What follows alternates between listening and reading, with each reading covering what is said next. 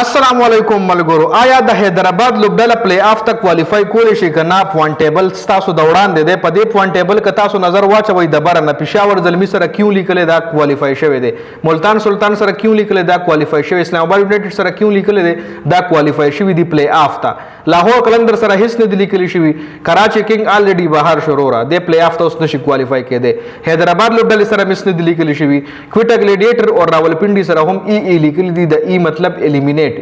مطلب چې د پی اس ایل نه بهر شو نو دا وخت دوه لوبډلې دي چې هغوی لا تر اوسه پورې نه کوالیفای شوي دي او نه الیمینیټ شوي دي هغه لاهور قلندر اور حیدرآباد لوبډله ده لاهور قلندر آل دی په نمبر 4 پوزیشن باندې ده نن میچ چې کوم دی دا حیدرآباد به مقابله راولپنډي دی که چېرې دغه میچ حیدرآباد وګټلو ساده میچ وګټلو په 10-12 رنزونو باندې وګټلو نو بیا به لاهور قلندر پلی آف ته کوالیفای شي او حیدرآباد سره به ای ولیکلی شي خو که چېرې نن میچ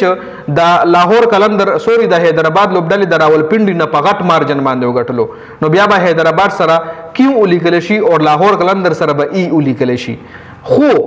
لاهور قلندر نه دغه پوزیشن اغشتلو د پاره به حیدرآباد لوبډلې ته ډېر غټ مهنت کول پکار وي ډېر غټ مهنت په داسې کول پکار وي چې حیدرآباد به دا میچ په غټ مارجن باندې ګټي غټ مارجن باندې تقریبا داسې که چېرې د حیدرآباد لوبډله لومړنۍ بیټینګ کوي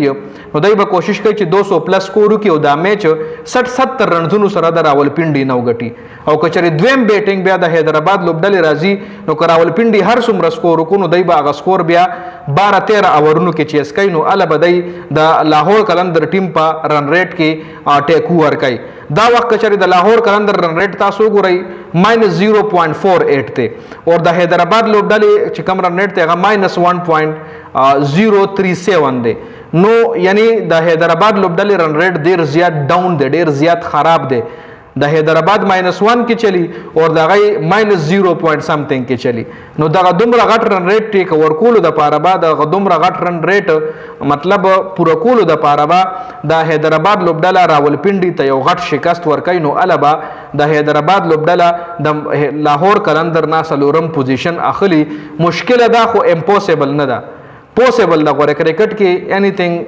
کېدای شي انیثینګ کین هیپن ګوره کرکټ یو داسې لوبه ده چې دې کې ته سم نشي ویلی بیا یو T20 داسې فارمیټ دی چې دا ته نشي پریډکټ کولی دا ټوټلی انپریډکټیبل گیم دی کرکټ او بیا T20 دا ټوټلی بیا انپریډکټیبل دی دې کې ته څه پریډکشن هم نشي کولی لکه تیر شوی میچ تاسو وکتو چې حیدرآباد لوبډلې چې کوم میچ و تیر شوی دی لاست میچ چې کوم و هغه اسلام آباد یونایټډ سره و چې دی پکې 82 رنزونه کړي و اسلام آباد یونایټډ ورپسې په شپږو اورونو کې چیز کړل په 9 اوور کې ورپسې چیز کړل نو دغه رنګ که چېرې نن حیدرآباد لوبډلې دغه میچ راولپنډي نه په داسې غټ مارجن باندې وګټلو نو بیا د حیدرآباد لوبډله پلی آف ته کوالیفای کولی شي خو تیر شوی میچ چې کوم حیدرآباد بایللی دی هغې ډېر غټ نقصان حیدرآباد له ورکړو د حیدرآباد رن ریټ چې کوم پازیټیو و او اوس نیګیټیو کې چلی د غټ شکست خوړلو په وجه باندې ځکه اسلام آباد یونایټډ حیدرآباد ته یو غټ شکست ورکړی او د هغه غټ شکست خوړلو غټ نقصان حیدرآباد له اوس په رن ریټ کې ښکاري که چېرې هغه میچ حیدرآباد په دومره غټ مارجن باندې نه وی بایللی نو حیدرآباد ته به اوس د راولپنډي نه ساده میچ ګټل پکار و رن ریټ په پکې ډو دغه نه و خو خیر دا پوینټ ټیبل دی دا سیناریوز دي چې په کوم سیناریو باندې به څلورم ټیم کوالیفای کېږي 3 کوالیفای شوي دي څلورم چانس د لاهور او د حیدرآباد دی چې زیات چانس پکې د لاهور دی خو خیر تاسو دې حوالې سره څه وایئ خپله قیمتي رایه موږ سره په کمنټ کې ضرور شریکه کړئ